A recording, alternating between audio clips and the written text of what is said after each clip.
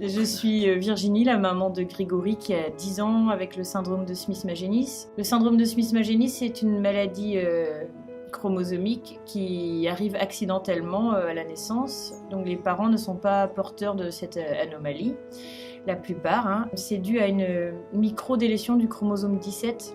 En fait, il manque un petit morceau sur le chromosome 17. Les conséquences sont très impactantes sur la vie quotidienne. Un rythme du sommeil inversé, donc ils sécrètent leurs hormones du sommeil en journée et pas la nuit, donc de gros troubles du sommeil. Un retard mental et psychomoteur et de très gros troubles du comportement, donc le quotidien est sévèrement impacté. Chaque frustration peut générer une crise, il faut anticiper, il faut être sans cesse en état de vigilance.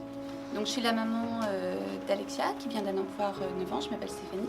Alexia a été diagnostiquée à 14 mois, ce qui est relativement tôt à l'heure actuelle pour diagnostiquer ce syndrome, puisque généralement c'est plus avec des personnes averties aux alentours des 4-5 ans. Alexia a de suite eu des problèmes de santé associés au syndrome. À 10 jours, on a découvert qu'elle avait une malformation cardiaque, une tétralogie de Fallot, qui a été opérée à cœur ouvert à Paris il y a 4 mois. De là, il y a eu un gros problème de reflux. Et c'est ce qui m'a poussée personnellement à demander aux médecins d'engager des recherches génétiques. C'est mon intuition de maman qui a fait qu'elle était diagnostiquée aussitôt. Donc pour pouvoir améliorer son sommeil et améliorer notre quotidien, elle est dans un lit fermé la nuit. Voilà, ça peut paraître bizarre pour les personnes qui ne le vivent pas, mais on enferme notre fille afin de la mettre en sécurité et qu'il y ait le moins de conséquences possibles pour ses frères.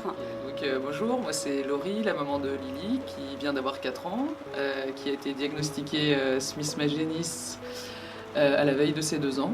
Elle a un retard d'apprentissage, donc comme elle était à nous, elle est encore jeune, et du coup ça nous a poussé à faire un peu des recherches, et voilà, donc le diagnostic est tombé le 15 février 2016. Voilà. Du coup, au quotidien, c'est pas évident. On vient d'avoir une autre petite fille, Athéna, qui a 15 mois.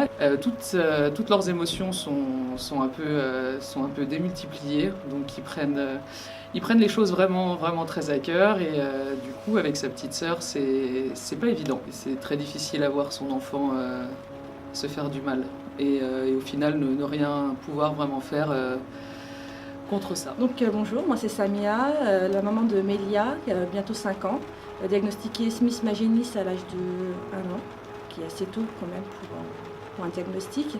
Donc on a dans notre malin, entre guillemets, on a eu beaucoup de chance parce qu'on est tombé sur le bon médecin au bon moment qui a pu donc diagnostiquer la maladie assez rapidement. C'est des enfants qui ont, je prendrai l'expression que j'adore d'une maman, c'est des éponges à émotions.